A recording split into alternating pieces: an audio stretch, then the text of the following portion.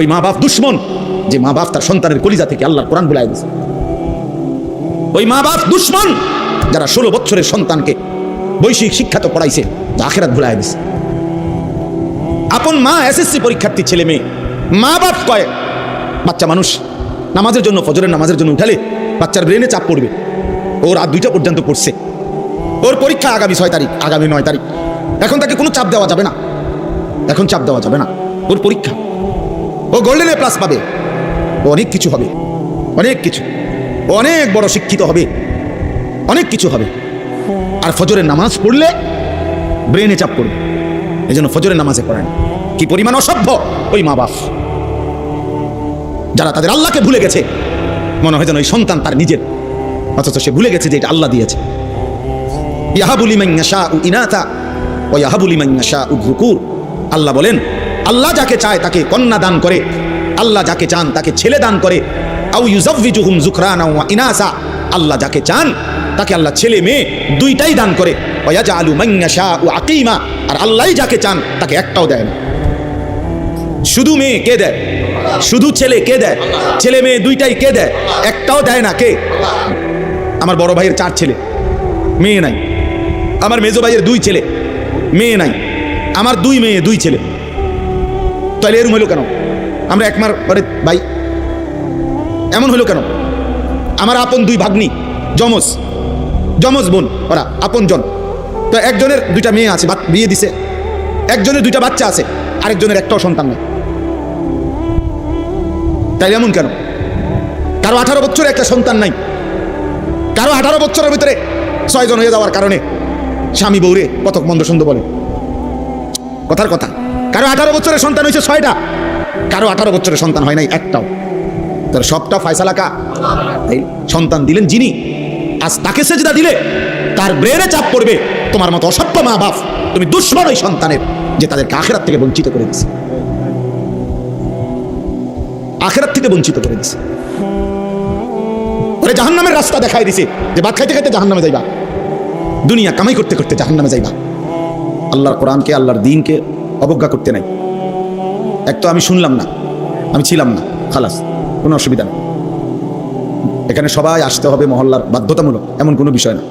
এটা ফরজে আইন না যে সবাইকে বাধ্যতামূলক। এখনকার ওয়াজে যদি না বসে কবিরা গুনাহ হবে এমন কিছু না, সওয়াব হবে, আসলে শুনলে নিজের উপকার হবে। কিন্তু আল্লাহর কোরআনকে অবজ্ঞা করা, অবহেলা করা, এটা অনেক বড় অপরাধ। এই জন্য এটা খুব জরুরি। আমাদের এই শুক্রবারে যে জুমার নামাজের বয়ান হয়, ইমাম সাহেব আমাদের ছেলেপেলেগুলো যদি একটু মনোযোগ দিয়ে শুনতো, তাহলে শুধু জুমার বয়ান দ্বারাই তাদের জিন্দেগি পরিবর্তন হতো।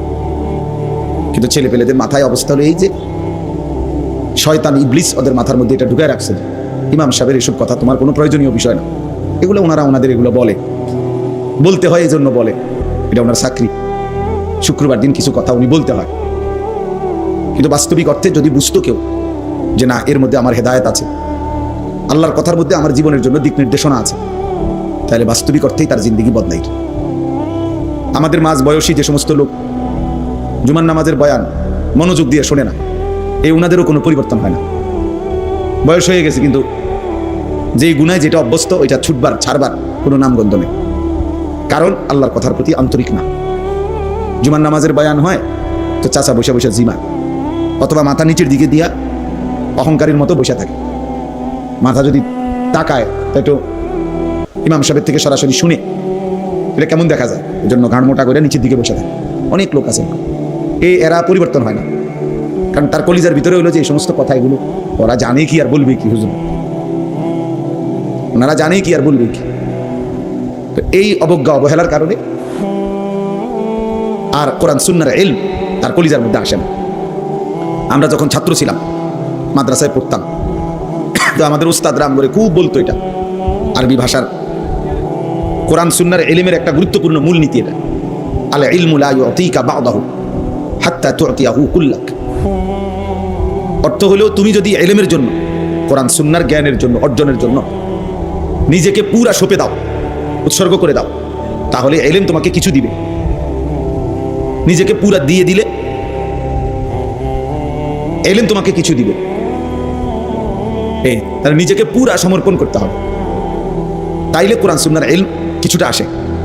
তো সেখানে যে গাফেল, তার কাছে তো কোরআন সুন্নাহর ইলম আসবার প্রশ্নই আসে। এই জন্য আমরা কিতাবে পড়ছি যে ইলম খুব গায়রতওয়ালা, আত্মমর্যাদাওয়ালা, ফলে এটা জানতেন কারো কাছে আসে না। যার কলিজার ভিতরে সর্বোচ্চ আজমত আছে, ইলমের মহব্বত আছে, তো ইলম তার কাছে ধরা দেয়। এই জন্য বাংলা, অঙ্ক, ইংরেজি, জেনারেল বইগুলো এগুলোর মতো কোরআন সুন্নাহর ইলম না। এগুলো জানতেন ভাবে পড়লেই মুখস্থ হয়, জানতেন ভাবে পড়লেই এগুলো বুঝে আসে। তেমন আহামরি কিচ্ছু না। কোরআন সুন্নাহর ইলমের কাছে, এক লাইনের কাছে জেনারেল শিক্ষার এই বই সবগুলো একত্র করলে তেমন কিছুই না। আমি এগুলো পড়ছি, আমিও মাস্টার্স পাস করছি, ওই সায়েন্স বিজ্ঞান বিভাগ থেকে দাখিল এসএসসি পাস করছি, কাজে এগুলো সম্পর্কে আমাদের আইডিয়া আছে। এই জন্য বললাম এ তেমন কোনো উল্লেখযোগ্য কিচ্ছু না। কোরআন এবং সুন্নাহর ইলম এটাই উচ্চ শিক্ষা, এটাই শ্রেষ্ঠতম ইলম, শ্রেষ্ঠতম জ্ঞান। এই জন্য এটা জানতেন কেউ অর্জন করতে পারে না। শতভাগ মহব্বত, শতভাগ আন্তরিকতা, শতভাগ একাগ্রতা, মনোযোগ হলে কিছুটা হয়, কিছুটা হয়, সামান্য অর্জন হয়। এই জন্য আমরা, আমাদের কাছে আরবি কিতাব আছে। পূর্ববর্তী জামানায় ইলম অর্জনের জন্য আমাদের পূর্ববর্তী ওলামায়ে কেরাম, মুহাদ্দিসিন, পূর্ববর্তী মনীষীগণ কি পরিমাণ ত্যাগ স্বীকার করছেন, এর ইতিহাস অনেক লম্বা। মনে করেন আজকে যেই বুখারী শরীফ, কোরআনুল কারীমের পরে শ্রেষ্ঠতম কিতাবের নাম বুখারী শরীফ, হাদিসের কিতাব। ইমাম বুখারী রাহমাতুল্লাহ আলাইহি লিখছেন, ওনার জীবনীতে আছে, উনি বলেন ক্ষুধার কষ্টে ইলম অর্জনের জন্য আমি এত লম্বা পথ সফর করছি, এত দূর দূরান্তে গেছি যে বহু সময় ক্ষুধার কষ্টে আমাকে ঘাস চাবাইয়া খাইতে হয়েছে। একবার স্পষ্ট কিতাব আছে, বহু সময় আমি ঘাস চাবাইয়া খাইছি, কোনো খাবারের ব্যবস্থা ছিল না। হযরত আবু হুরায়রা রাদিয়াল্লাহু তাআলা আনহু, সাহাবীদের মধ্যে সবচেয়ে বেশি হাদিস বর্ণনাকারী, উনি বলেন এই বিপুল পরিমাণ হাদিস নবীজির থেকে সংগ্রহ করতে গিয়ে কখনো কখনো ক্ষুধার কষ্টে আমি কোথাও বাইরে গিয়ে যে খাবার সংগ্রহ করব, এটুকু মানসিকতা আমার ছিল না। কারণ যদি আমার একটা রাসূলের একটা কথা ছুটে যায়, একটা বাণী যদি ছুটে যায়, তো এই জন্য উনি বলেন যে আমি কখনো কখনো মসজিদে নববীর বারান্দায় উপর হইয়া লম্বা হইয়া শুয়ে কাঁপতে থাকতাম। আর আমার সঙ্গী সাথীরা বলতো আবু হুরায়রার মনে মৃগী রোগ, খিঁচুনি রোগ। এই জন্য সবাই আমারে ঘাড়ে পিঠে হাত বুলাইতো আর বলতো আমার মৃগী রোগ আছে, খিঁচুনি রোগ আছে। কিতাবে আমরা নিজে পড়ছি, হযরত আবু হুরায়রা রাদিয়াল্লাহু তাআলা আনহু বলতেন এই অবস্থায় ওয়াল্লাহি মা বি ইল্লাল জু', সাহাবীদেরকে, অন্যান্যদেরকে বলতেন আল্লাহর কসম বন্ধুরা, আমার খিঁচুনি রোগ না, মৃগী রোগ না, আমি এমন কাঁপতেছি আল জু', ক্ষুধার কষ্টে, পেটের বুকে। কিন্তু এরপরেও রাসূলুল্লাহ সাল্লাল্লাহু আলাইহি ওয়াসাল্লামের দরবার থেকে যায় নাই। বিনিময়ে আজকে তিনি সবচেয়ে বেশি হাদিস বর্ণনা করেন। এটা চারটিখানি বিষয় না। এই জন্য সবার জন্য, আপনাদের জন্য বলি, আল্লাহর কথা সর্বোচ্চ আন্তরিকতা নিয়ে শুনতে হয়, তাহলে কিছু অর্জন হয়। ইলমবিহীন আমল ভুলে ভরা। হাসরের ময়দানে গিয়ে দেখবেন কোনোটার কান নাই, কোনোটার হাত নাই, কোনোটার পাও নাই, কোড়ি ভাঙ্গা, ঠ্যাং ভাঙ্গা, মাথা ভাঙ্গা। তার মানে আমল তো করছেন, আপনি তো মনে করছেন আপনি 5 ওয়াক্ত নামাজ পড়ছেন, কিন্তু কোনোটার রুকু হয় নাই, কোনোটার সেজদা হয় নাই, কোনোটার ওযু ঠিকমতো হয় নাই, ফলে যথাযথ নেকি অর্জন হয় নাই, অর্জন হয় নাই। এই জন্য ইলম জরুরি, ইলম জরুরি। আল্লাহ পাক রব্বুল আলামিন সর্বপ্রথম ইলমের কথা বলছেন, ফা'লাম আন্নাহু লা ইলাহা ইল্লাহু, এই কথার ইলম অর্জন করো যে আল্লাহ ছাড়া আর কোনো ইলাহ নাই। তার মানে কালেমায়ে তাওহীদের জন্য, ঈমানের জন্য ইলম জরুরি, ইবাদতের জন্য ইলম জরুরি। আমি কি বিষয়ের ঈমান অর্জন করব আর আমার ঈমান কি বিষয়ে ক্ষতিগ্রস্ত হবে, এটার জন্য আমার ইলম লাগবে। আবার আমি কি আমল করব, কি আমল ছাড়ব, এটার জন্য আমার কি লাগবে, ইলম লাগবে, ইলম লাগবে। এই জন্য আমার শায়েখ আল্লামা মুফতি মুশতাকুন নবী কাসিমি হুজুর বলে যে 4টা জিনিস খুব জরুরি। 1 নম্বর হলো ইলম, 2 নম্বর হলো ঈমান, 4 নম্বর হলো আমল, 5 নম্বর হলো তাকওয়া। 1 নম্বর হলো ঈমান, লা ইলাহা ইল্লাল্লাহ মুহাম্মাদুর রাসূলুল্লাহ, এটা পূর্ণ বুঝে নেওয়া, শিখে নেওয়া, জেনে নেওয়া। এই শুধু লাইন এটা পড়তে পারার নাম যথেষ্ট না। প্রথম হলো ইলম, মানে আমার কি বিষয়ের উপর ঈমান আনতে হবে, আমাকে কি কি আমল করতে হবে, এটা পূর্ণ জানা। এরপরে হলো ঈমান, এরপরে হলো আমল, আমার উপরে আল্লাহর হুকুম কি কি, নিষেধ কি কি, আর এরপরে হলো তাকওয়া, নিজেকে শতভাগ গুনাহ থেকে বাঁচিয়ে রাখা। তো হুজুর খুব সুন্দর উদাহরণ দেয়। একটা গাড়ির মৌলিক এই 4টা জিনিস। 1 নম্বর হলো হেডলাইট, 2 নম্বর হলো ইঞ্জিন, 3 নম্বর হলো বডি, 4 নম্বর হলো ব্রেক। তো হুজুর বলে যে এলেম হলো লাইটের মতো, ঈমান হলো ইঞ্জিনের মতো, আমল হলো বডির মতো, গাড়ির বডি, আর তাকওয়া গুনাহ থেকে বেঁচে থাকা, এটা হলো ব্রেক। তো যখন লাইট, ইঞ্জিন, বডি, ব্রেক ঠিক থাকবে, এবার ড্রাইভার যদি মজবুত হয় তো এই গাড়ি গন্তব্যে পৌঁছবে। তো ঠিক এলেম, ঈমান, আমল, তাকওয়া, এই 4 জিনিস যে ঠিক রাখবে তার জিন্দেগির গাড়ি জান্নাতে চলে যাবে। এজন্য ইসলামের এই জ্ঞান, কোরআন সুন্নাহর ইলম, আপনারা এটাকে মামুলি মনে করেন না যে কিছু হুজুর পড়ে, ওনারা অল্প কিছু হুজুর কিছু পড়ে সরে মনো কোরআন কিতাব, এটুকুই যথেষ্ট না ভাইয়া। বৈষয়িক শিক্ষা কারো যদি নাও থাকে এটা দোষণীয় না, অথবা এর দ্বারা কিছু আটকায়ও না, কিন্তু কোরআন সুন্নাহর ইলম ছাড়া আপনার মৃত্যু পরবর্তী পুরাটা জিন্দেগি আটকায় যাবে। কিন্তু এই দুনিয়াবি পড়ালেখা না হলেও দুনিয়া চলা যায়, কিন্তু কোরআন সুন্নাহর ইলম ছাড়া আখিরাত চলা যাবে না। যে ব্যক্তি গণ্ড মূর্খ, একেবারে নামটাও লিখতে জানে না, সেও পুরা দুনিয়া ভোগ করে, কোনো অসুবিধা হয় না। বিয়ে করতেও সমস্যা হয় না, বাড়ি করতেও সমস্যা হয় না, নেতাগিরি মাতবুরি করতেও সমস্যা হয় না। বহুত নেতা আছে, মাতবর আছে, নামটাও দস্তখত করতে জানে না। হেইতের বুদ্ধির সামনে বহুত বড় বড় শিক্ষিত ফেল, এর এক কথা তুড়ির লগে উড়ে যায়। অনেক আছে, আমিও তো দেখছি। অথচ খেপড়া কি টিপসই দেয়, মানে নামটাও লিখতে পারে না, টিপসইও দিতে পারে না, আঙুল দইরা দেওয়া লাগে। এইটা দইরা দিলে তো বুঝে যে এই আঙুলে চাপ দিতে গেছে, এমন মূর্খ। কিন্তু মেলে বসলে, দরবারে বসলে আপনার এক কথার সামনে বড় বড় শিক্ষিত ফেল। তাইলে দুনিয়া ভোগ করার জন্য বৈশ্বিক শিক্ষা না হলেও চলে। দুনিয়া তো অন্ধ ব্যক্তিও ভোগ করে, দুনিয়া বোবা মানুষটাও ভোগ করে। যে বোবা, কথা বলতে জানে না, সেও দুনিয়া কামাই করতে পারে, সেও বিয়ে করে, বাচ্চা কাচ্চা হয়, সেও খাইতে পারে, ঘুমাইতে পারে। তাহলে দুনিয়া ভোগ করা একদম সহজ বিষয়, একটা মামুলি বিষয়। আপনি এত বুদ্ধি খাটাইয়া, এত পড়ালেখা করে, এত কিছু কইরা আপনি যেই ভাত মাছ খান, যেই চাল ডাল খান, সেই মূর্খ মানুষ এড়িয়ে খায়। তাইলে আর আহামরি কি অর্জন হলো? অতিরিক্ত কি? অতিরিক্ত কি?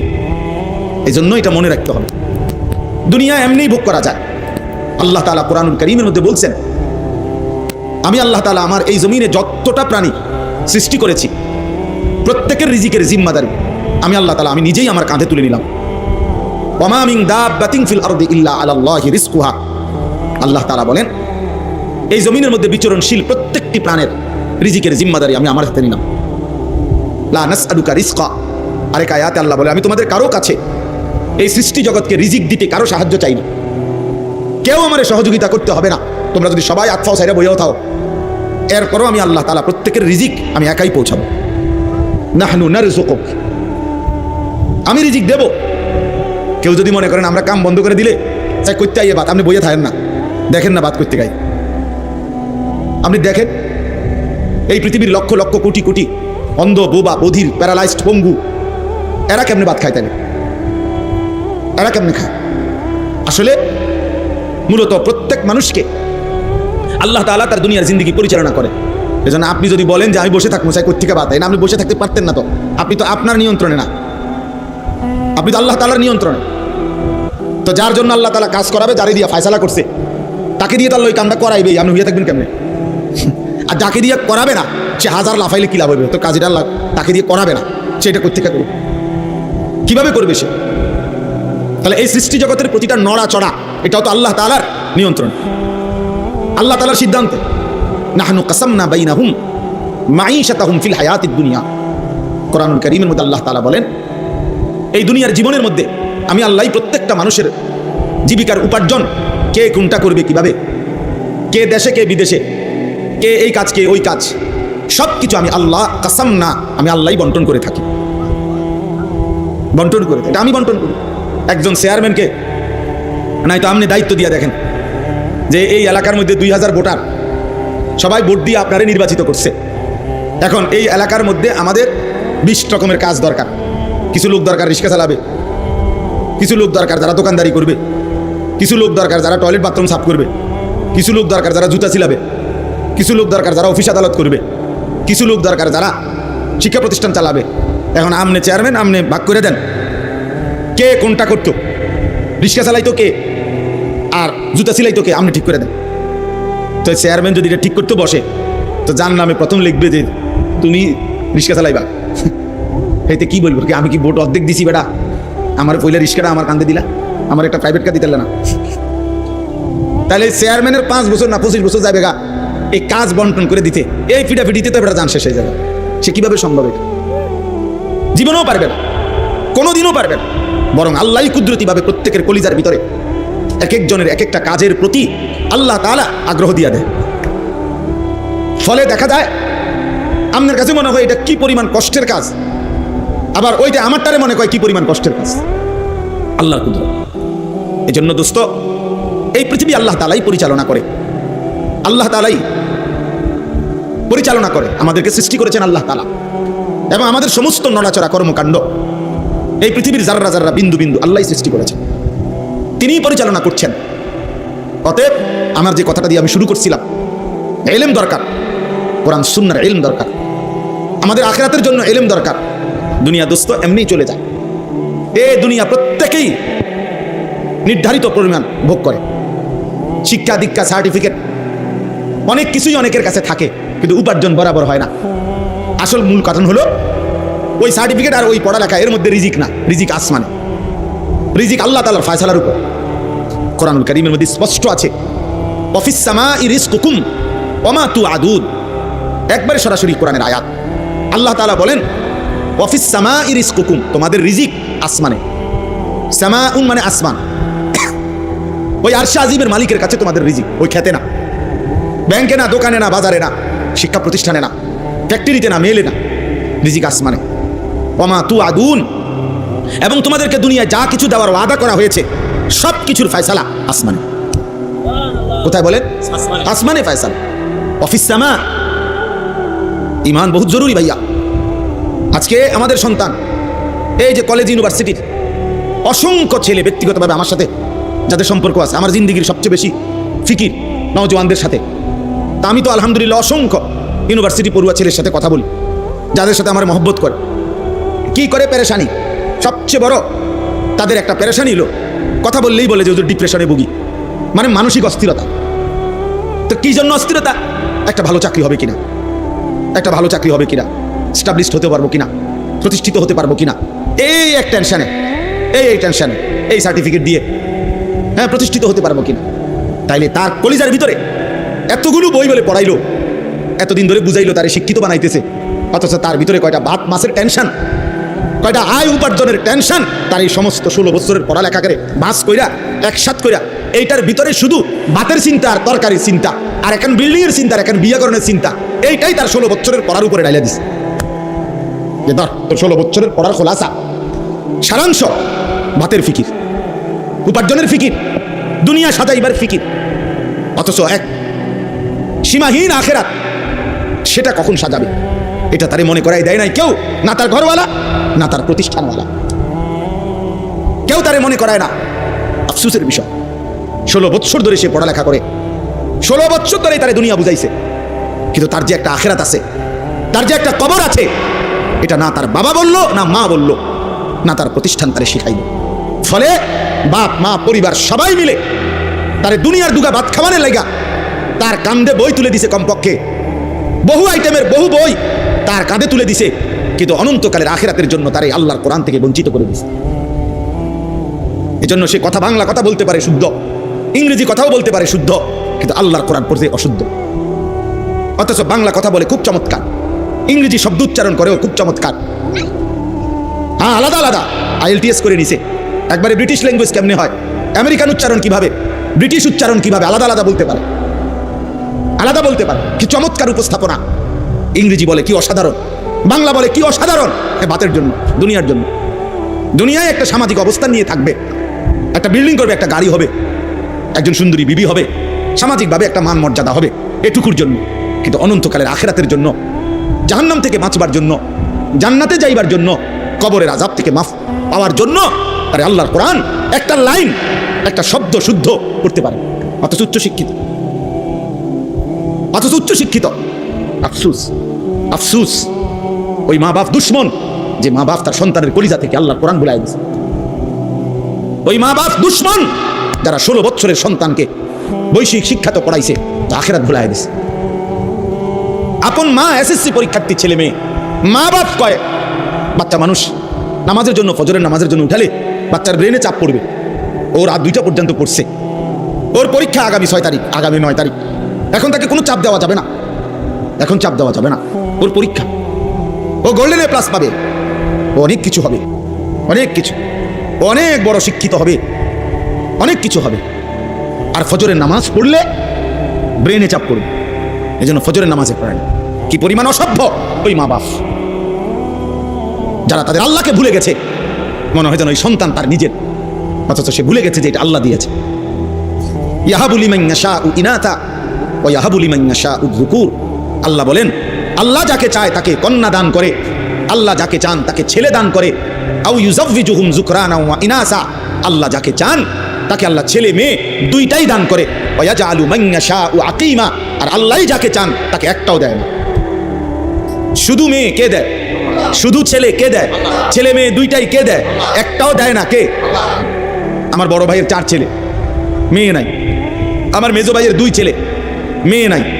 আমার 2 মেয়ে 2 ছেলে। তাহলে এরকম হইল কেন? আমরা একমার পরে ভাই, এমন হইল কেন? আমার আপন 2 ভাগ্নি, যমজ যমজ বোন, ওরা আপন জন। তো একজনের 2টা মেয়ে আছে, বিয়ে দিছে। একজনের 2টা বাচ্চা আছে, আরেকজনের একটাও সন্তান নাই। তাই এমন কেন? কারো 18 বছরে একটা সন্তান নাই, কারো 18 বছরের ভিতরে 6 জন হয়ে যাওয়ার কারণে স্বামী বউরে কত মন্দ সুন্দর বলে, কথার কথা। কারো 18 বছরের সন্তান হয়েছে 6টা, কারো 18 বছরের সন্তান হয় নাই একটাও। তাহলে সবটা ফয়সালা কা? সন্তান দিলেন যিনি, আজ তাকে সেজদা দিলে তার ব্রেনে চাপ পড়বে। তোমার মতো অসভ্য মা বাপ, তুমি দুশ্মন ওই সন্তানের, যে তাদেরকে আখিরাত থেকে বঞ্চিত করে দিচ্ছে, আখিরাত থেকে বঞ্চিত করে দিচ্ছে। ওরে জাহান্নামের রাস্তা দেখাই দিছে, যে ভাত খাইতে খাইতে জাহান্নামে যাইবা, দুনিয়া কামাই করতে করতে জাহান্নামে যাইবা। নাই তো 16 বছরের চেষ্টায় তাকে আল্লাহর কোরআন থেকে বঞ্চিত। একটা কোরআন 3 মাস পড়লেই কোরআন শরীফ সহি শুদ্ধ করা সম্ভব। 1 মাস পড়লেই। আমার ড্রাইভার 1 মাসও লাগছে না কোরআন শরীফ সহি শুদ্ধ করতে। সে আমার ড্রাইভারি করে, 2 ক্লাসও পড়ছে না। প্রাইমারি পাস করছে কিনা সন্দেহ, আল্লাহর কোরআন পড়তে পারে। এইবার রমজানে আমার সাথে এতেকাফ করছে আমার ড্রাইভার। রমজানের এতেকাফে কোরআন শরীফ সবক নিছে। আমি বলছি এই শুধু এই সবকের বরকত ইনশাআল্লাহ বেতন বাড়াই দিলাম। তো এই জন্য বললাম আল্লাহর কোরআন থেকে।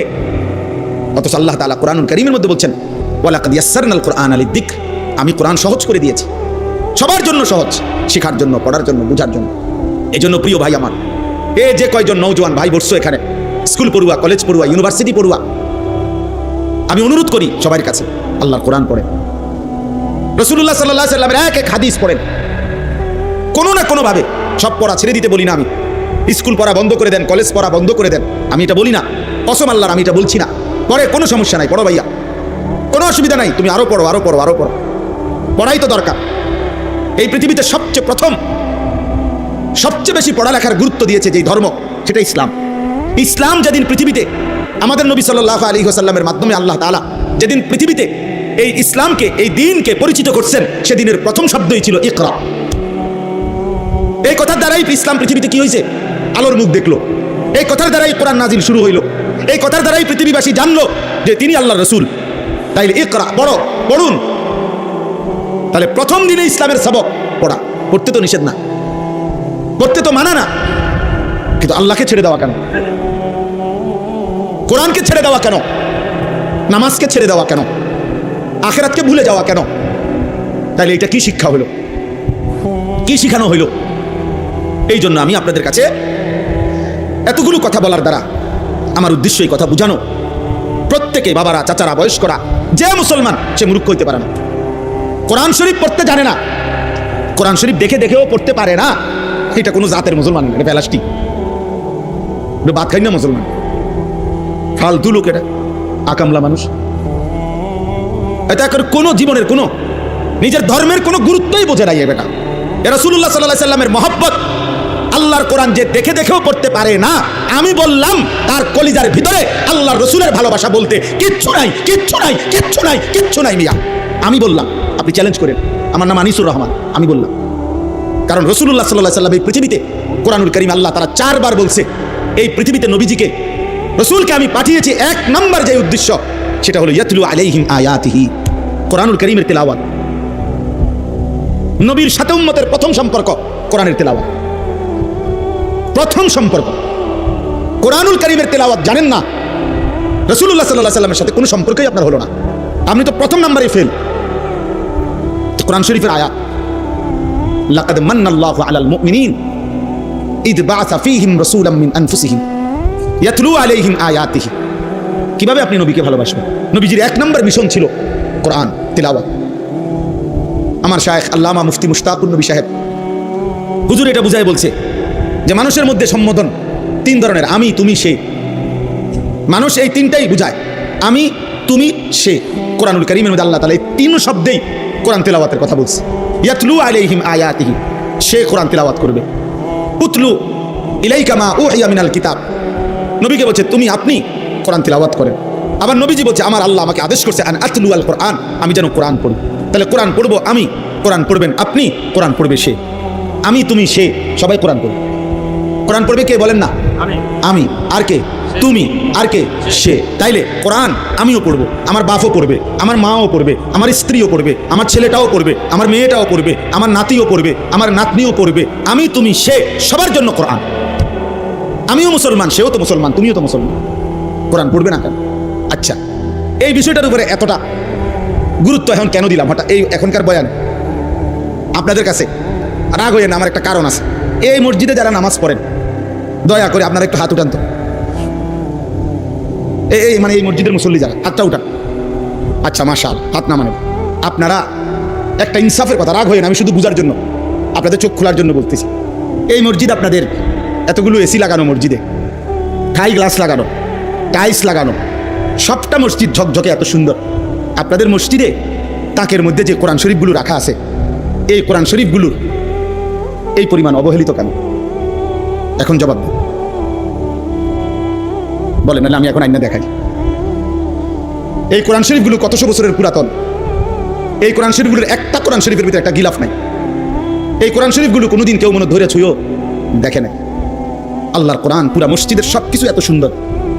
রবের কোরআনের প্রতি কারো কি দিলে আসলো না যে এই কোরআন শরীফগুলোর মধ্যে একটা গিলাফ লাগায়? কারো কি কলিজায় আসলো না যে কোরআন শরীফগুলো একটু সুন্দর করে ভাঁজ করে রাখি? কারো কি দিলে আসলো না যে কোরআন শরীফের সামনে দিয়ে একটা গ্লাস লাগাই? কেন এখানে গ্লাস, এখানে নাই কেন? বলেন চাচা, এখন বলেন।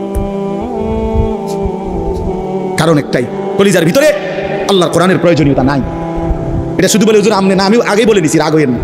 এটা আমার একটু, যেখানেই আমি দেখি আমি বলি, চোখে আঙ্গুল দিয়ে বললাম। এরকম হাজারো মসজিদ, লাখো মসজিদ যেখানে সব কিছু অত্যাধুনিক, আল্লাহর কোরআন অবহেলিত। এবং এমন বহু জায়গা আমি দেখছি যেখান দিয়ে কোরআন শরীফ রাখছে, ব্যাটারির বাক্স হেন দিয়ে থুইছে, মোমবাতি কোরআন শরীফ লাগে থুইছে, আগরবাতির বাক্স হেন দিয়ে থুইছে, মেজবাতি এনে রাখছে। মানে যত এই মসজিদের অপ্রয়োজনীয় জিনিসগুলো এখান দিয়ে থুইছে। বুঝেন নাই কথা?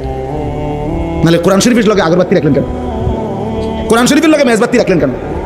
কোরআন শরীফের লগে ব্যাটারি তুলেন কেন? আপনারা তুইছেন, আমি এটা কই না, মানে বুঝাইলাম। আইপিএস এর বাক্স এখানে তুলেন কেন? এখানে এদিক দিয়ে কোরআন শরীফ আইপিএস এর বাক্স, আর জায়গা নাই মসজিদে।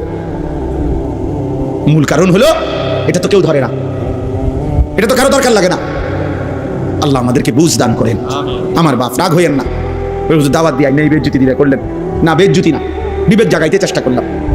আপনারা নিজ জিম্মাদারিতে এখানে যে আসেন এই মহল্লার, আমনে একজন ভাই এখন হিম্মত করেন, বলেন যে এখানে এই মসজিদের যতগুলো কোরআন শরীফ আছে, 50টা হোক আর 100টা হোক, আপনি গিলাফ লাগাই দিবেন যত টাকা লাগে। বলেন ইনশাআল্লাহ। আপনার নাম কি? হ্যাঁ, আমাদের জাকির হোসেন ভুঁইয়া ভাইয়া। ইনশাআল্লাহ এগুলো আপনি লাগাই দিবেন, এগুলো সব ঠিক আছে ইনশাআল্লাহ। হ্যাঁ, আল্লাহ কবুল করেন। আপনি হ্যাঁ, কোরআনুল কারীমকে আজমত করেন। রাসূলুল্লাহ সাল্লাল্লাহু আলাইহি ওয়াসাল্লাম বলছেন, দোয়া করতেন, আল্লাহুম্মা জাআলিল কোরআনা রাবিআ কলবি, আয় মাওলা কোরআনুল কারীমকে আপনি আমার হৃদয়ের বসন্ত বানিয়ে দেন, ওয়া নূরা সাদরি, আমার বুকের আলো বানিয়ে দেন, ও জালা হুজনি, আমার সমস্ত দুঃখ বেদনা পেরেশানি দূরকারী আল্লাহর কোরআনকে বানিয়ে দেন। ও দাহাবা হাম্মি, যাবতীয় অস্থিরতার দূরকারী কোরআনকে বানিয়ে দেন। কোরআনুল করিমের প্রতি মহব্বত জরুরি, কোরআনুল করিমের প্রতি আজমত বহুতই জরুরি, বহুতই জরুরি। এই জন্য আজকে আপনাদের কাছে এক বয়ানে, এক ওয়াজে বসে পুরা ইসলাম বলা সম্ভব না। নবী সাল্লাল্লাহু আলাইহি ওয়াসাল্লামের 23 বছরের সব বলে দেওয়া একদিনে সম্ভব? কথা বলেন না। তাহলে আমি একটা বিষয় গুরুত্ব দিলাম, সেটা হলো এইখানে আজকে ঈদ পরবর্তী আলহামদুলিল্লাহ যে ভাইরা আছেন, অনেক নওজোয়ান ভাই, কিশোর ভাই, আমি তোমাদের কাছে ভাইয়া বলি, অনুরোধ করি, আল্লাহর কোরআনকে পড়ো। কোনো না কোনো একটু সময় বাহির করলে এই পড়ার ফাঁকে ফাঁকে স্কুলে, কলেজে, ইউনিভার্সিটিতে সব কিছুতে একটু ফাঁক করে সপ্তাহে একদিন হোক, 3 দিনে একদিন হোক, আধা ঘন্টা হোক, 10 মিনিট হোক, 50 মিনিট হোক, যেমনি সুযোগ হয়, বয়স্ক যারা আছেন আপনারাও মসজিদের ইমাম সাহেবের কাছে আল্লাহর কোরআন শিখেন, কোনো মাদ্রাসার উস্তাদের কাছে আল্লাহর কোরআন শিখেন, আলেমের সাথে সম্পর্ক করেন। আমাদের দেশে অনেক মুসলমান আমরা মসজিদের ইমামের সাথে আমাদের আন্তরিকতা কম, সালাম ফিরাইয়াই বের হয়ে গেছে, সালাম ফিরাইয়াই না, ইমাম সাহেবের কাছে বসে। আমার খুলনার হজরত, বাংলাদেশের একজন শ্রেষ্ঠ বুজুর্গ, পাকিস্তান করাচির বিশ্ববিখ্যাত বুজুর্গ, কুতুবে আলম আরিফ বিল্লাহ হজরত মৌলানা শাহ হাকিম মোহাম্মদ আখতার রহমতুল্লাহ আলাইহির খলিফা হজরত মৌলানা মুফতি নুরুল আমিন সাহেব, অনেক বড় একজন আল্লাহওয়ালা, হজরত মৌলানা মুফতি নুরুল আমিন, উনারে আমরা খুলনার হজরত বলি। তো উনি একদিন বয়ানে বলছিলেন, যশোর এক মাহফিলে আমি হুজুরের সাথে ছিলাম। তো হুজুর বয়ানে বলতেছিলেন 30টা বছর ধরে, 20টা বছর ধরে, কথাটা খেয়াল করেন, 30 বছর ধরে, 20 বছর ধরে, 10 বছর ধরে আল্লাহর ঘর মসজিদে যে মানুষটা দিবানিশি 5 ওয়াক্ত নামাজের ইমামতি করছে, বিশ্বাস করেন আমি হুজুরের কথা, শায়েখের কথা বলতেছি, উনি বলছেন নিঃসন্দেহে এই ব্যক্তি, এই ইমাম আল্লাহওয়ালা, আল্লাহওয়ালা। তাকে কদর করা উচিত, তাকে ভালোবাসা উচিত, তাকে শ্রদ্ধা করা উচিত। হ্যাঁ, হঠাৎ করে আসা বক্তার কপালে জোটে 50,000 টাকা, কিন্তু ইমাম সাহেবের কপালে জোটে কেন 200 টাকা? কেন? কারণ উনি যে ফরজ নামাজের ইমামতি করে, এই জন্য এটা অন্যায় হয়েছে না। অথচ ফরজ নামাজের দাম বেশি না, কথা বলেন না কেন? তো ইমামের দাম বেশি। আল ইমাম যামিন, আল্লাহ নবী সাল্লাল্লাহু আলাইহি ওয়াসাল্লাম বলছেন, ইমাম পুরা মহল্লাবাসীর জিম্মাদার, তাদের ঈমান, আমল, আখলাক, আখিরাত সর্ববিষয়ের পাহারাদার। নবী সাল্লাল্লাহু আলাইহি ওয়াসাল্লাম আলাদা দোয়া করছেন, আল্লাহুম্মা রশিদিল আইম্মা, আল্লাহ ইমামদেরকে আপনি হেদায়েতের রাস্তা, কল্যাণের রাস্তা আপনি দেখান, কারণ তার পিছনে মানুষ অনুসরণ করে, তাকে মানুষ অনুসরণ করে। এই জন্য মসজিদের ইমামের সাথে সম্পর্ক বাড়ান, আলেম দ্বীনের সাথে সম্পর্ক বাড়ান, একটা মাসআলা শিখেন, একটা শব্দ শিখেন, নিজের রুকুটা একজন আলেমকে দেখান যে হুজুর আমার রুকু হয় কিনা, আমার সেজদা হয় কিনা, আমার নামাজ হয় কিনা, আমার ওযু হয় কিনা, আপনি একবার দেখায় নেন। হ্যাঁ, বলে হুজুর ছোটবেলায় তো আমি মক্তবে শিখছি। ঠিক আছে বাবা, মক্তবে শিখলেও তো আজকে 40 বছর হয়ে গেছে, 50 বছর পরে আপনার বেখেয়ালে কোনো ভুল তো থাকতে পারে। এখন যদি শুধরায় নেয়, আখিরাত সুন্দর হয়ে গেল, কবরে গিয়ে অনুভব করিলে সুন্দর করার তার সুযোগ হলো। পরকালে গিয়ে তো আপনি বুঝবেন, কিন্তু সব লাভ তো হবে না। কোরআন শরীফে কথা স্পষ্ট আছে, প্রত্যেকটা নাফরমান হাসরের ময়দানে তার সমস্ত পাপের কথা মনে পড়বে। ওয়াজিআ ইয়াউমাইদিন বিজাহান্নাম ইয়াউমাইদিন ইয়াতাযাক্কারুল ইনসান ওয়া আন্না লাহুদ যিকরা। আল্লাহ বলে, হাসরের ময়দানে যখন ফেরেশতারা জাহান্নামকে টেনে আনবে, সবার সামনে এনে দাঁড় করাবে জাহান্নামকে টাইনা আনবে। এই যে মনে করেন এটা সাউন্ড বক্স, এটা যেরকম আমরা এখন সবাই দেখতেছি, এরকম জাহান্নামকে টেনে এনে দাঁড় করাবে ফেরেশতারা। কোরআন শরীফের আয়াত। আল্লাহ বলে, নাফরমান জাহান্নামের দিকে তাকাইয়েই ইয়াউমাইদিন ইয়াতাযাক্কারুল ইনসান, তার দুনিয়ার জীবনের সব কথা মনে পড়বে। ওয়া আন্না লাহুদ যিকরা, কিন্তু বলো না সেদিন মনে পড়ে কি লাভ হবে? কোরআন শরীফের আয়াত, ওয়া আন্না লাহুদ যিকরা, বলো না মনে পড়ে কি লাভ হবে? বুঝে তো আসবে। লাতারাবুন্নাল জাহিম সুম্মা লাতারাবুন্নাহা আইনাল ইয়াকিন। আল্লাহ বলে, বান্দা এই 2 চোখে জাহান্নামকে দেখবা, আর 2 চোখে দেখে, চোখে দেখা বিষয়ে যেমন নিশ্চিত হয়, এরকম নিশ্চিত হবা জাহান্নামের ব্যাপারে। মনে করেন এটা যে একটা হ্যান্ডবিল, এটা আপনারা নিশ্চিত না? এটা একটা মূলত মোবাইল। হ্যাঁ, আমি প্রধান বক্তা। আরে আমি বলতেছি এটা একটা মোবাইল মূলত, কথা বলেন না। আপনারা আমার সার্টিফিকেট জানেন, আমি অনেক পড়ালেখা করছি, আমি বলতেছি এটা মোবাইল, আমি মাস্টার্স পাস। আপনি কবেন কি আপনি মাস্টার্সের গোষ্ঠী গেলাম মিয়া? আমি এটা চোখে দেখি এটা হ্যান্ডবিল, আপনি করেন এটা মোবাইল। আপনি সার্টিফিকেট দিয়ে আমি কিনবো? আমি নিশ্চিত এটা চোখে দেখতেছি। তাহলে চোখে দেখা জ্ঞান, এটা অস্বীকার করার কোনো সুযোগ আছে? আল্লাহ তাআলা বলে, জাহান্নামকে এভাবে চোখে দেখবা আর চোখে দেখে নিশ্চিত হবা, কিন্তু বান্দা আফসোস তো করবা। লাভ কি হবে? লাভ কি হবে? লাভ কি হবে? লাভ কি হবে? হায় ছেলেরা, তোমরা যদি বুঝতা ভাই, কি পরিমাণ মোবাইল, ছবি, নারী, অস্থির দৃশ্য দেখলাম। কেনই দেখো, কারে দেখো, কার মারে দেখলা, কার বোনেরে দেখলা, কেন দেখলা? 18 বছরের যুবক, তোমার এত নারী দরকার, এত উলঙ্গ ছবি দরকার? এত অল্প বয়সে যদি এত বড় অসভ্য হয়ে যাও, বাকি জিন্দগি কেমনে পার করবা ভাইয়া? 16 বছরে যদি এত উলঙ্গ ছবি দেখে ফেলো, হায় হায়, বাকি জীবন কি করবে? 18 বছর না যাইতেই যদি এত সারা রাত মোবাইলে নারীর ছবি, নাচ, গান, উলঙ্গ দৃশ্য দেখো, হায় হায় জানোয়ার, আগামী জিন্দগি কেমনে চালাইবা? হ্যাঁ, আস্তাগফিরুল্লাহ, আস্তাগফিরুল্লাহ। আজকের পত্রিকা আসছে, ইসরায়েলের ইহুদি কুত্তারা এই মুহূর্তে গাজার ফিলিস্তিনের মুসলমানকে এভাবে বোমা হামলা করছে। বোমার হামলার সাথে সাথে ওই জায়গার মধ্যে ধোঁয়া উঠে জীবন্ত মানুষ যে মারা গেছে তাৎক্ষণিক এই মানুষের লাশ টুকরা টুকরা হয়ে আকাশে উঠতেছে, উপরে উঠতেছে। আমি নিজ চোখে দেখছি ইমানদারের লাশ, মুসলমানের লাশ টুকরা হইয়া ছিন্ন ভিন্ন হইয়া উপরে উঠতেছে ধোঁয়ার সাথে। এটা তো ভাইয়া রূপকথা না, এটা তো গল্প না, এটা অতীত কাহিনী না, এটা কাল্পনিক কোনো কথা না। এটা এই মুহূর্তে হচ্ছে পৃথিবীতে। ইহুদি কুত্তারা, বেঈমানরা মুসলমানদের উপরে এইভাবে জুলুম করছে। ওই মুহূর্তে পৃথিবীর এক অঞ্চলের মুসলমান যখন এই পরিমাণ নির্যাতিত, আরেক অঞ্চলের মুসলমানের সন্তান, মুসলমানের যুবক ঠিক ওই মুহূর্তে সারা রাত মোবাইলে উলঙ্গ ছবি দেখতেছে। আরে দোস্ত, এর চাইতে বড় বেইনসাফি জুলুম আর কি হইতে পারে? এর চাইতে বড় আফসোস কি হইতে পারে? এর চাইতে বড় আরে কিছু করতে না পারি, চোখের এক ফোঁটা পানি তো ফেলতে পারি, আল্লাহর কাছে তো দুইটা হাত তুলতে পারি না। মনে হয় যেন পাশের বাড়ির মুসলমানকে রক্তে ভাসায় দিছে। এই ঘরের ছেলে তখনও মোবাইলই টিপছে। আমার সমস্যা কি? তারা মেরেছে, আমার কি? আমার সমস্যা কি? আমার তো মারছে না, আমার তো মারছে না। মিয়ানমারে না ভূমিকম্প হয়েছে, আমার দেশে তো হয়েছে না, আমরা বুড়িসংখ্যা হয়েছে না, অসুবিধা কি? এই জন্য ভাইয়া ভাবা উচিত, আমরা ভাবা উচিত, আমরা ভাবা উচিত। প্রতিনিয়ত প্রতি মুহূর্তে মুসলমানের উপরে জুলুমের মাত্রা, নির্যাতনের মাত্রা বেড়ে যাচ্ছে। কোনো ভদ্রতা, কোনো সভ্যতা, কোনো মানবতা এই ইহুদি কুত্তাদের কাছে নাই, এই হিংস্র জানোয়ারদের কাছে নাই। পৃথিবীর সমস্ত মানবতা, ভদ্রতা সবকিছু তালা মাইরা, বিবেকের মধ্যে তালা মেরে এরা মুসলমানকে ধ্বংস করে দিচ্ছে, রক্তে জমিন ভাসায় দিচ্ছে। এই সময় আমরা এত নাচ গান, এত তামাশা করা ঠিক না। আমি এই কথাটা আমি বলছিলাম, আমার সবচেয়ে বেশি আশ্চর্য লাগে যে পুরো একটা মাস রমজান পালন করে 30 দিন 29 দিন লাগাতার যে রোজা রাখলো, তারাবি পড়লো, একটা মাসের রোজা রমজান পালন করার পরে ঈদের দিন, একেবারে রমজানের পর প্রথম দিন, আজকে মাত্র রোজা শেষ হইল, আজকে ঈদের প্রথম দিন, এই প্রথম দিনেই 1 মাসের রমজান পাওয়ার পরেও একদিনেই, প্রথম দিনেই যারা নাচ গান, অসভ্যতা, বেহায়াপনা, যাদের ছেলেরা বেপর্দা, মেয়েরা বেপর্দা ঘুরলো ফিরলো, গাইলো, হাসলো, নাচলো, গাইলো, ঈদের দিনে অসভ্যতা আর নোংরামি করলো, আহা, তাদের একটা মাসের রমজান দিয়ে তাদের অর্জন কি হলো? ইনসাফ চিন্তা করেন।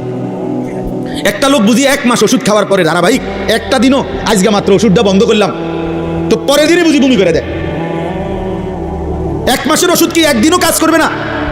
তাহলে একটা মাস রমজান রোজা রাখবার পরেও যেই ছেলেগুলো, যেই মেয়েগুলো বেহায়া বেপর্দার ঈদের দিনে অসভ্যতা ছড়াইয়া দিল, নাচলো, গাইলো, মেয়েগুলো বেপর্দা ছুটলো, ছেলেগুলো 1 ওয়াক্ত নামাজ পড়লো না, আহাবাস, এখানেও যদি আবার কেউ থাকো, তোমারে আমি হাত জোড় করে বলি, বন্ধু বলো, এত বড় রমজান দিয়ে তোমার কি অর্জন হলো? মুসলমান এত বড় অসভ্য হয়? মুসলমান এত বড় অসভ্য? আল্লাহ তাআলা বললেন, বান্দা আমি রহমত দিলাম, মাগফিরাত দিলাম, নাজাত দিলাম, জান্নাতের দরজা খোলা করলাম, জাহান্নামের দরজা বন্ধ করে দিলাম, শয়তানগুলো বন্ধ করে দিলাম, প্রতিটা নেকি 70 গুণ বাড়াইয়া দিলাম। আমি আল্লাহ তাআলা ইতিকাফের সুযোগ দিলাম, সবে কদরের নিয়ামত দিলাম। আমি আল্লাহ তাআলা ইফতার, আমি তারাবি, আমি সাহারি, আমি রোজা, সব কিছুতে নেকি নেকি নেকি নেকি নেকি নেকি নেকি নেকি দিলাম। রোজাতেও নেকি, তারাবিতেও নেকি, ইফতারেও নেকি, সাহারিতেও নেকি, ইতিকাফেও নেকি, সবে কদরে 1000 মাসের চাইতে, রাতের চাইতে বেশি নেকি। এত কিছু দিয়ে তারপরেও তুই নাফরমানের মন গলাইতে পারলাম না। মাত্র চাঁদ উঠাইলাম, তুই সাথে সাথে আমার নাফরমানি আবার শুরু করে দিলি। লানত তোর উপরে, লানত, লানত তোর উপরে, লানত। ঈদের দিনের ওই বেপর্দা নারীর উপরে লানত,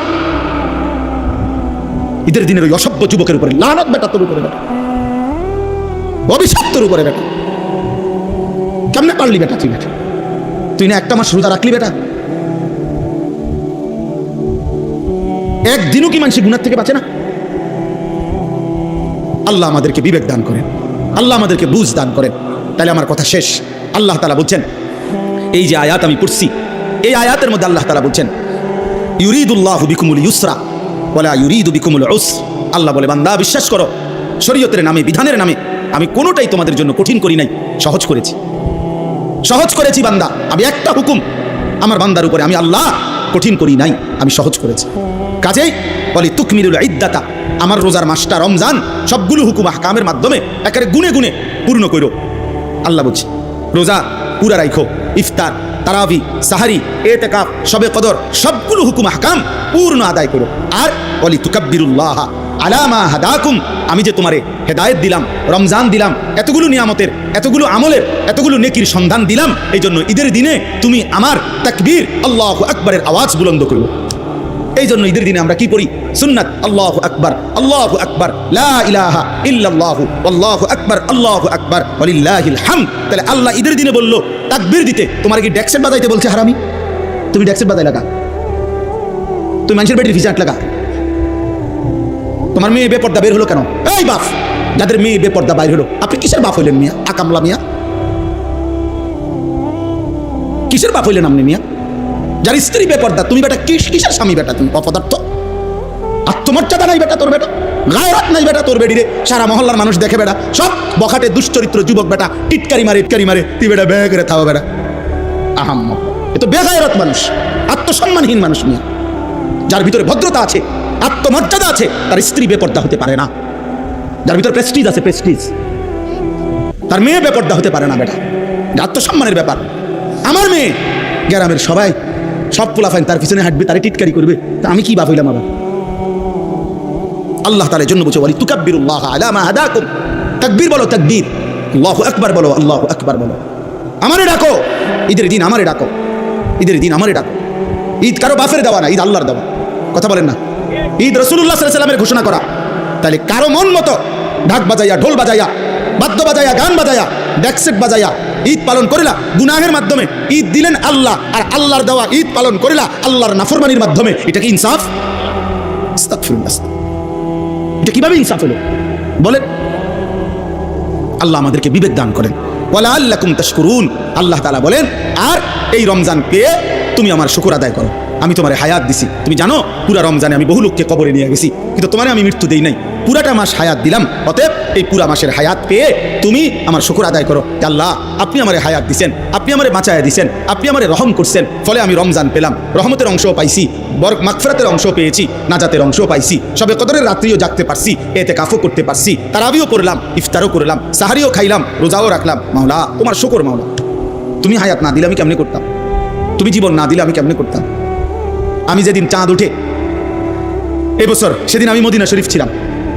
এবার রমজানের চাঁদ উঠে যখন আমি উমরায় ছিলাম, তখন মদিনায় ছিলাম। আমার শায়েখ আল্লামা মুফতি মুশতাকুন নবী সাহেব সহ আমরা অনেক বিরাট কাফেলা তখন মদিনায় ছিলাম। তো মাগরিবের এক টাইমে নবী সাল্লাল্লাহু আলাইহি ওয়াসাল্লামের রওজা শরীফের পিছনে আমরা বসা। এই সময় মাগরিবের আজান হয়েছে, তো একটু দেরিতে নামাজ শুরু হয়েছে। ইমাম সাহেব রোজার উপরে যে আয়াত কুতিবা আলাইকুমুস সিয়াম, মাগরিবের নামাজে এটাই পড়ছে। আমরা বুঝছি চাঁদ উঠছে, নাই তো উনি এই আয়াত এখন পড়তো না। তো চাঁদ উঠছে, তো সালাম ফিরাইয়া এবার মুয়াজ্জিন জানাজার ঘোষণা দিছে। জানাজা মক্কা মদিনায় প্রত্যেক ওয়াক্তেই কি হয়? জানাজা হয়। তো জানাজার ঘোষণা দিছে, আর ঠিক ওই টাইমে আমার হুজুর আল্লামা মুফতি মুশতাকুন নবী সাহেব হুজুর আমার হাতে ধরে বলতেছে, মাওলানা, একবারে কাঁদা কাঁদা সুরে, মাওলানা, এই মানুষগুলো এখন যাদের জানাজা হবে, আহা, গত 2 মাস যাবত তারাও রমজানের আশায় দোয়া করছিল, তারাও তো দোয়া করছিল, আল্লাহুম্মা বারিক লানা ফি রাজাবা ওয়া শাবান ওয়া বাল্লিগনা রমাদান। বলতেছে, মাওলানা, আজ তো চাঁদ উঠলো, কিন্তু তারা তো কবরে চলে, তারা তো রমজান পেল না। এজন্য বন্ধু, আল্লাহ তাআলা দয়া করে তোমারে আমারে রমজান দিছে, আল্লাহ হায়াত দিছে, ওয়ালা আল্লাকুম তাশকুরুন। এজন্য আল্লাহ বলছে, বান্দা, আমি হায়াত দিছি, আমি তৌফিক দিয়েছি, আমি সুস্থতা দিয়েছি, আমি আফিয়ত দিয়েছি, অতএব আমার শুকর আদায় করো, আমার বিরোধিতা করো না, আমার নাফরমানি করো না, আমার অবাধ্যতা করো না। অথচ আমরা এতটা মায়া করে আল্লাহ বললেন, আর আমরা ঈদের দিন মানে রমজান শেষ হইতে না হইতেই আল্লাহকে বৃদ্ধাঙ্গুলি দেখাইয়া আল্লাহর নাফরমানি শুরু করি। আল্লাহ আমাদেরকে বুঝ দান করেন, আল্লাহ আমাদেরকে বিবেক দান করেন, গুনাহ থেকে বাঁচবার তৌফিক দান করেন। আজকে কি কথা হইলো? 1 নম্বর কথা হইলো কোরআন সুন্নাহর ইলম জ্ঞান কোরআন সুন্নাহর অর্জন করা আমাদের প্রত্যেকের উচিত। 2 নাম্বার, প্রত্যেকে জওয়ান বুড়া নারী পুরুষ ছোট বড় প্রতিটি মুসলমান আল্লাহর কোরআন সহি শুদ্ধ শেখা উচিত, ঠিক না বলেন না? 3 নাম্বার, আমাদের উচিত ছিল রমজানকে কদর করা, আমাদের উচিত ছিল ঈদের দিনে আল্লাহর নাফরমানি না করা। শেষ কথা হলো আমাদের উচিত আল্লাহ তাআলার শুকর আদায় করা যে আল্লাহ আমারে এখনো হায়াত দিয়েছেন, আর শুকর মানে আল্লাহর আনুগত্য করা, আল্লাহর নাফরমানি ছেড়ে দেওয়া। আল্লাহ আমাকে, আমার যুবক ছেলেদেরকে, বয়স্ক বাবাদেরকে, পর্দার আড়ালের মাদেরকে সবাইকে তৌফিক দেন, কবুল করেন, আমিন।